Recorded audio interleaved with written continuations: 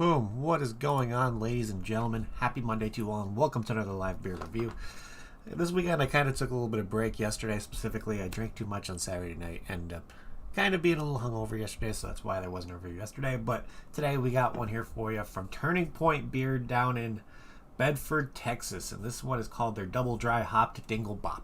I don't know, the name definitely intrigued me. I don't know what the hell a Dinglebop is, but sounds pretty damn delicious. It's a double IPA brewed with Citra, Mosaic, and Vic Secret hops, which is right off the bat telling me this is going to be very, very citrus forward, I think. And I'm expecting this to have some really nice, like, juicy mouthfeels to it as well, because apparently they have a regular Dinglebop, but they kind of decided to double dry hop this one to kind of just make it more in your face than the regular Dinglebop ever would be.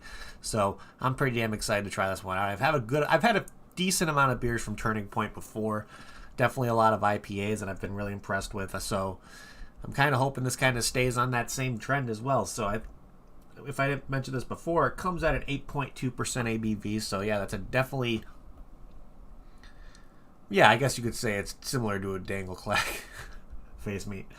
But from a double IPA, I can easily see why it's just in that 8.2% kind of realm, because a lot of the times when you're making a double IPA, it's around like that, I could say, from being to like a 8% all the way up to a 9 for being a double IPA. When you start going into triple IPAs and all that kind of stuff, that's when you start noticing like the double digit ABV and all that kind of stuff like that. But I'm really curious of how they hop this one specifically, because if they're trying to make, like, hit you in the face with all these tropical fruit flavor, like, not, well, tropical fruit, yes, but the loads and loads of citrus that the Citra, Mosaic, and the Vic Secret bring out, what's making me think is that they did a lot of the hopping probably towards the end of the boil, I would say. Of course, the double dry hopping always helps with just getting those fruitier flavors coming through as well. And this is a double dry hop, so when you first dry hop it, you're doing whatever measurements you have for your hops that you're adding then, and then when you're double dry hopping it, you're taking those original hop measurements and just doubling it and just adding more of it in there. So this is going to be hoppy. This is going to be very, very citrusy. I'm hoping this is going to be very, very juicy as well. So I think it's time for us to crack this thing open and see what it's all about. What do we get on the nose with this guy? Oh yeah, right off the bat, getting like slapped in the face with grapefruit. That smells absolutely fantastic. Grapefruity, just citrusy, just smack you in the face, which I definitely lean towards more of the citrus and tropical fruit forward IPAs. Of course, that's a very common flavor profile for a lot of New England IPAs as well. Of course, when you start going to the West Coast IPAs, like, or your natural American IPA, that's when you're going to start getting a lot more of those pioneer flavors, a little bit more resiny kind of notes, but definitely letting those forest floor or just really, really earthy hoppy notes come through with a nice West Coast IPA. But East Coast IPAs are very, very fruit forward, juicy mouthfeel, and just, they still bring in that little like dank hoppiness as well, depending on the hops, but a lot of the times these kind of IPAs are very, very fruit forward. So I'm pretty damn excited to give this one a try. So of course, I'll be drinking this out of my Fibs Brewing Company glass. The glass that I'm hoping we eventually bring back over there. We haven't had these glasses over there in quite a minute, or since I've worked there. We have not seen these glasses available, but hopefully we'll do another run of them sometime soon and people can purchase them and all that kind of stuff like that. But let's pour this guy and see what this thing's looking like. I'm assuming, I'm trying to think if I can guess what the color is going to be like. If it's very citrus forward, of course, what I think it would be is very, very, like, almost kind of like orange juicy colored, but then you kind of get a little bit more of like yellower kind of notes coming through. It may have like a yellowish orange kind of hint to it. I'm expecting it to be really, really hazy. So let's see what we get when we pour this guy. Oh yeah, definitely having that nice haze to it, that's for damn sure. Actually having more of that, more orange juice color than I thought. A little bit, decent amount of head on there so far, but it's not too bad. Of course, this glass always gives me a little bit of head when I pour it, but it doesn't bother me. But look at that. That just looks absolutely fantastic, if I say so myself. Really, really nice, like, bright orange color to it. Getting a little bit more of the, let's see. Getting a lot of citrus still. More of like a, yeah, definitely more of a grapefruity citrus, but then I'm still getting like hints of maybe like an orange meringue or an orange peel kind of note. But then you're starting to get a little bit of hints of tropical fruit coming in there after you pour it, which I think is going to be a nice kind of thing to help bring out more of those fruitier flavors. Of course, Mosaic brings a lot of like tropical fruit notes. Vic Secret definitely does as well. But the Citra in here is just going to be straight slap you in the face with just great citrus flavors. So I'm pretty damn excited to give this guy a try. So without further ado, let's see what this thing's all about. So cheers, everybody. Happy Monday.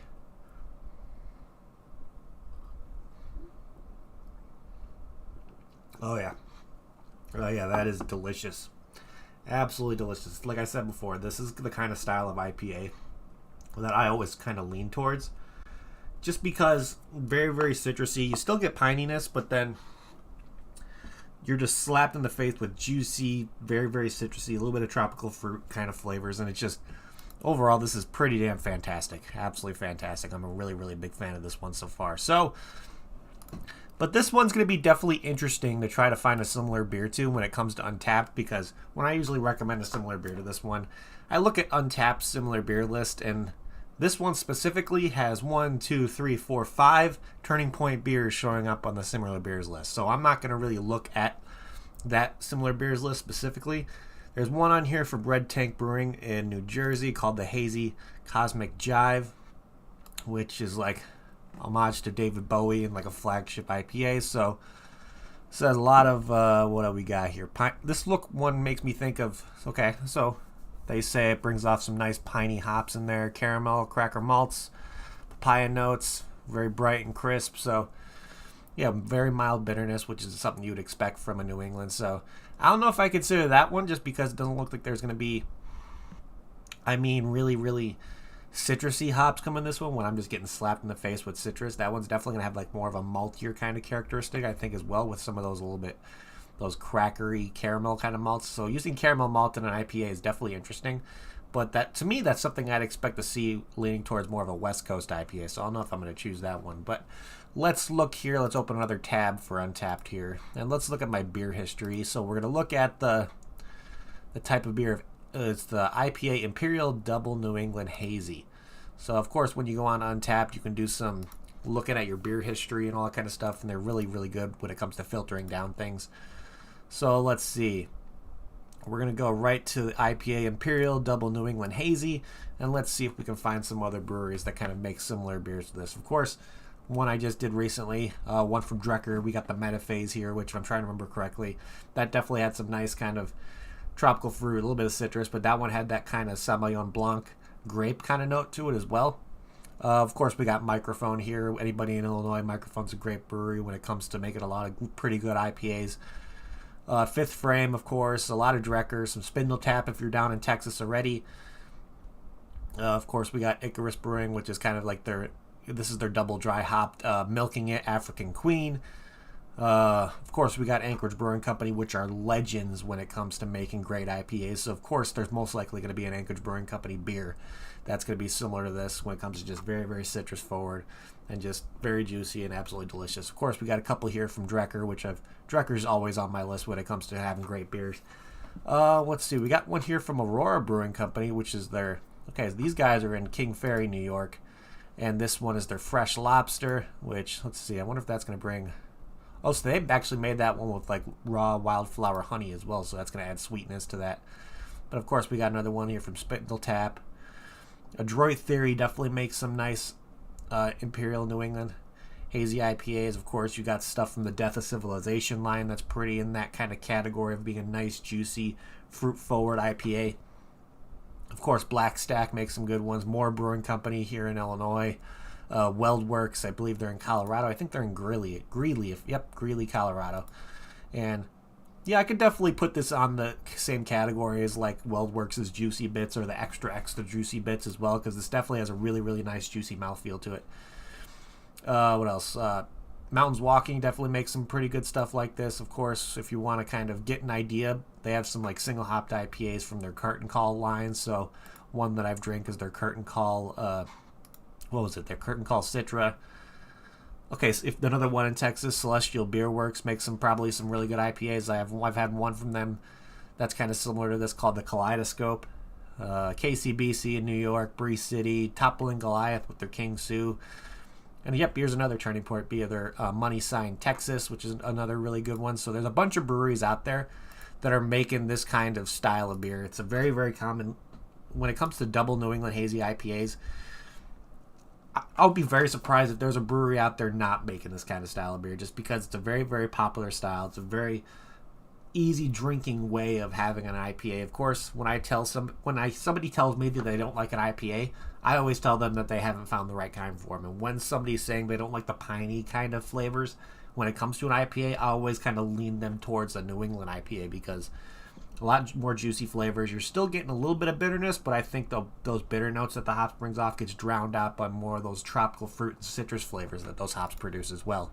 So you got a bunch of different options. Of course, you're down in Texas. You got Turning Point already. You got Celestial Beer Works. Maybe you can get some stuff from Ingenious. Who else is down there? But there's a bunch of breweries in Texas. That Buffalo Bayou is down there as well. I think they're down in Houston. So when it comes to finding a style of beer that's similar to this, or just finding a beer that's similar to this double dry hop Dinglebop, it's not going to be difficult. I'm definitely saying it's not going to be hard at all to try and find something similar to this one. So what my biggest recommendation would be, if you're trying to find a beer like this, just go to your local liquor store or bottle shop, talk to the person behind the counter, say you're looking for a nice kind of juicy IPA, and most of the time they have a decent enough of knowledge of what they have on their shelves to kind of put you in a direction that you're most likely going to enjoy.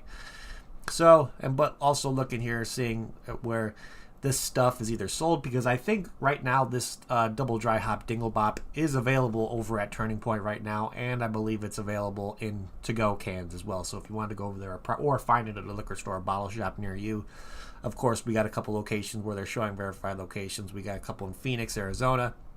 Of course, they're putting Turning Point themselves in Bedford, Texas as a verified location, because that's where you can get their stuff. But overall, yeah, pretty good ratings it looks like on this. Because before we go look at that, let's see what they show as a description on this guy. So what they say here is this is their 4th beer in their Plumbus series. So I guess they have a Plumbus series of IPAs. And what they say is this is a big, bold, double New England IPA with Citra, Mosaic, and Vic Secret hops. Obviously, we pushed the Dinglebop through the Grumbo, where the Fleeb is rubbed against it. When we double dry hop it for even bigger, juicier, citrusy flavors than the regular Dinglebop. So, of course, they have the regular Dinglebop, but they wanted to kind of make it a little bit more bolder, a little bit more juicier and citrusier, and that's why they decided to double dry hop. And I would love to see if they do a triple dry hop variant of this, just because I think it would be that much better, and even just freaking bring out just more of a slap you in the face kind of citrusy kind of notes in there as well. But let's see what they show as for ratings when it comes to this guy, and then we'll start looking at anybody in my friends list who check this one in, and then we'll kind of look at what the global ratings are in this guy. So like I stated before, 8.2% ABV. I would not consider this beer sessionable. It's actually going down pretty damn easy, so that's something I would probably consider pretty damn dangerous when you decide to possibly, if you get a 4-pack of this, have like 2 or 3 in a row, and you're definitely going to be feeling it afterwards. That's for damn sure. Because my realm of sessionability kind of cuts off around 7.5. So 8.2 is definitely above that sessionable kind of range for me. So if you're going to have a few of these, don't recommend driving afterwards, because you're going to start feeling some differences after a couple of these. And with over 3,148 ratings, this one has an average rating of 4.22 out of 5 on Untappd, which is a pretty damn good average. I'm going to tell you right now, that's a fantastic average to have. Almost that, just right under that 4.25 kind of average check-in. That's kind of letting me know that a lot of people that are drinking this beer are really, really enjoying it and easily giving it a 4 out of 5. Most of the time, every person who checked this one is going to give it at least a 4 out of 5, which is huge when it comes to having something that's available every year, and just knowing that you probably have a really good fan base, and this is a really, really good seller for them. So before we look at the global ratings, let's see what anybody on my friends list who checked this one in. Okay, we got my father who checked this one in, and he gave it a 4 out of 5. Of course, when we purchase our beer, we usually get a lot of our beer off Tavour, which Tavour is a fantastic beer delivery service. I highly recommend anybody who wants to kind of explore a little bit out of what's normally available near you to try to get yourself on Tavour. I know they're a little iffy when it comes to shipping, just because different states have different shipping laws when it comes to shipping alcohol. So what you can probably do is when you download the app for Tavour, they'll make you put in all your information when you're trying to create your account, and they'll let you know right away if you won't be able to get stuff delivered to you from them. But if you're able to get onto Tavour, It's absolutely fantastic. You can follow breweries that show up on that list for them to always show up when they could do a new release. You can get a lot of different rare stuff if you purchase from them long enough. You get secret stash stuff coming from them. So it has that cool way of where you can build your own box, or you can get like a beer subscription service where they send you random beers through specific profiles that you enjoy. It's a really, really cool program. So if anybody wants to hit me up for a little bit of a coupon code, I can hit you up with that. So if anybody wants to try that out. Of course, we got somebody else on my friends list. He gave it a 4.25 out of 5. Said just out of Bedford, Texas. Cheers. Looks like somebody on my friends list gave it a 4 out of 5. Purchased it at Turning Point. So he must have really enjoyed that one. Let's see. I think that was everybody on my friends list. So let's go back to the global ratings and see what other people had to say about this one as well. So let's see. This person checked it in, gave it a 4.25. Another 4.25. This one was purchased at the Lovecraft Ale House Bottle Shop and Smoke Kitchen, which is this location in Phoenix, Arizona. They look like I have a bunch of cool stuff over there. So that guy checked it in, gave it a 4.25. He actually purchased it on draft, so it looks like over at Lovecraft Ale House. This one is on tap over there right now, which is pretty damn cool. Let's see. We got another purchase from Lovecraft, 3.75 out of 5. Let's see. This guy purchased it at Turning Point, drinking it out of a Turning Point glass, and he gave it a 4 out of 5. Another 4 out of 5. Another 4 purchased at Turning Point, 4.25, 4.25, 4.5. We got another 4.5 here purchased from Lovecraft. Another 4 purchased from Turning Point. This guy gave it a 4.25, saying, damn good, juicy as hell, tons of citrus, pineapple and grapefruit, light rind bite, crushable. Yeah, I would definitely consider this one being crushable, even though, like I stated before, it's not sessionables, but this is definitely a very, very easy drinker just because of how easy it is. It's not too bitter. Definitely really, really juicy, and having a bunch of just citrus and tropical fruit flavors just smack you in the face every sip you get. And the last one we're going to look at here is a 3 out of 5. Somebody purchased it from the Brass Tap in Round Rock, Texas. So that's like a beer garden / beer bar in Round Rock, Texas. So overall, ratings have been pretty damn good on this one. That's for damn sure. A couple 3.75s and 3s that were a little bit under what the average is, but you're going to get that every once in a while. And not every check-in you're going to get is going to be perfect. But overall, I think the average with this one is pretty damn solid. So let's see here. With all that being said, let's start trying to figure out what we're going to be doing for ratings over here on RN with this guy. And of course, first thing we like to look at is can art. And from one thing that I've always noticed from stuff that I get from Turning Point, they don't go too crazy when it comes to just very, very intricate can art. But the can art they decide to use, they do a lot of stuff that is eye-catching when it comes to adding a lot of colors, different designs to it. It's not like you're going to see freaking murals on there with blood spitting out of it or anything like you sometimes see from beers that I review. But they have a clean logo. Of course, they use a really cool font, so the logo is right on top right there. And then, of course, the font they use for the Dinglebop, I think, is really nice. Almost has that, like, sludgy kind of look to it. But seeing all these triangles and the designs in the background is definitely something that's eye-catching to me. Also something I've noticed when Turning Point does a label on their beer, they kind of leave a little bit of a gap to it. So their labels are a little bit smaller, which is, it is what it is. I'm not really too upset about it, even though I like when the labels kind of reach around the most of the can, just because you have more availability to kind of market that beer. But overall, when it comes to just the colors, I love all like the blues, purples, greens, yellows, whites. It's just the reds. There's a bunch of colors on here that just make you kind of look at it when if you saw this in a liquor store or bottle shop. So when it comes to making this eye-catching at a liquor store, I think they did an absolutely fantastic job, because all these colors that just pop out at you, and of course seeing that Dinglebop kind of weird logo in there, I think is really nice. So overall, I think they did a really good job with marketing. I would have just made the label a little bit bigger, in my opinion. But overall, I think it's still pretty damn solid. So I'm going to give this a solid 4 out of 5 for can art. I like it, even though it's not like some of the crazy intricate stuff that you guys usually see from me when it comes to can art and different beers. This is definitely still something enough to be able to like, oh, I like this can art, or it's definitely something that catches my attention. So let's see here. If I got this beer in a flight over at Turning Point Beer, if I went down to Bedford, Texas, why don't I get another one? See, because I know they do flights over there. It looks like their flights over there are like in beers of 4. They have like a nice little kind of holding rack for them, so I think it's pretty cool that they do that. But if I got this in a flight, I would definitely 100% get another one. Like I said, this is the style of IPA that I usually lean towards, just because I love the citrusy notes. I love the fruitier notes that come forward, even though you're still getting that hoppy bitterness, which is, of course, going to be added when you're adding the hops during the boil. Of course, the earlier into the boil you add hops, the more pronounced bitterness you're going to get. So the later you add hops to the boil, you're going to start noticing just more of those fruitier flavors. And then, of course, if you want to just enhance those fruity flavors more, that's when you start getting into dry hopping and all that kind of stuff. But overall, I think they did an absolutely fantastic job with this beer. From what I can remember, I haven't had a Turning Point beer in a hot minute. I think the last one I had was in like 2021. But overall, I think this is an absolutely fantastic one to get back into beers from Turning Point. So if you have the availability to get your hands on this one, I would definitely recommend it. It hits every kind of note I'm looking for when it comes to a nice, juicy, hazy IPA. Not too bitter, very, very citrusy forward. It's a little hint of tropical fruit. But other than that, I think all we have to do on here is to see what my final rating on this guy is going to be. And let's see here. It's going to be tough.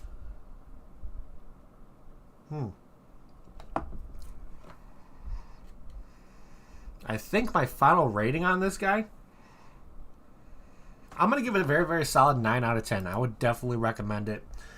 If you're somebody who just loves your very, very citrusy, a lot of juiciness forward on your IPAs, this would be one I would definitely recommend. Like I stated before earlier in the review, this is a dangerous beer just because you don't really taste the 8.2% booziness in it.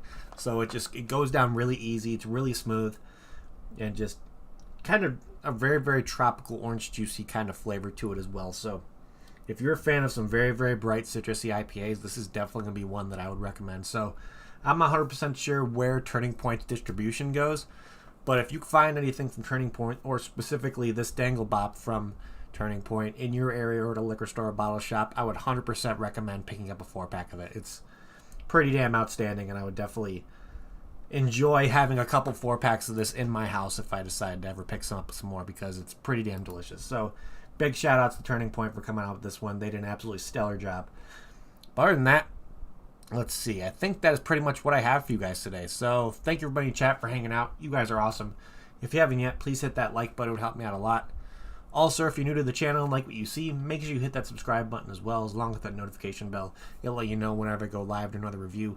I'm not 100% sure what the kind of review schedule is going to be looking for the rest of this week, just because I might be going into work doing some transferring over some beers into bright tanks and all that kind of shit. So I guess you'll just kind of take it by ear. I might have one tomorrow, I might not. So just kind of got to keep an eye out on the Instagram, of course.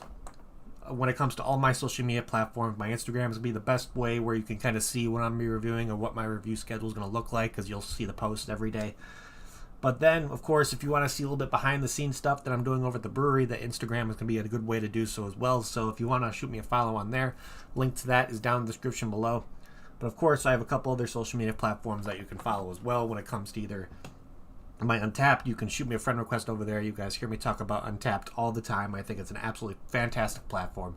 You check in beers, get badges, you do all kinds of stuff over there. It's just really, really easy to use, and it's just so user-friendly, and it's just really fun to be on. So if you want to shoot me a friend request on Untapped as well, that is down in the description below for you guys to check out. But last but not least, of course, when I always recommend the best way that you guys can support me and help do what I do is to get yourself over to the Patreon. I do monthly 4-pack giveaways of Illinois exclusive craft beer, and plus it helps me get more beer in my hands, plus it helps me get more beers out to you guys. Plus, if I ever do anything when it comes to doing some giveaways with either some breweries or more content creators in the craft beer scene themselves, that's the best way to kind of take advantage of that. Of course, once things start moving over on the Patreon, you can possibly see a Discord come in. That's going to be something that's going to be in the works. Of course, I'll be working on exclusive glassware, coasters, koozies, shirts, all that kind of stuff. So if you want to help support me and do what I do, the best way to do so is going to be over at the Patreon. But other than that, let's see. I don't know if I have any more. I think that's it. Yeah, I think that's pretty much it, guys. So again, thank you everybody in chat for hanging out. You guys are amazing. Thank you everybody who's going to be watching the replay as well. You guys are awesome. And I'm going to end this like I always do before we get the hell out of here. If you're going to drink responsibly. Don't drink and drive. And I'll see you all next time. Cheers.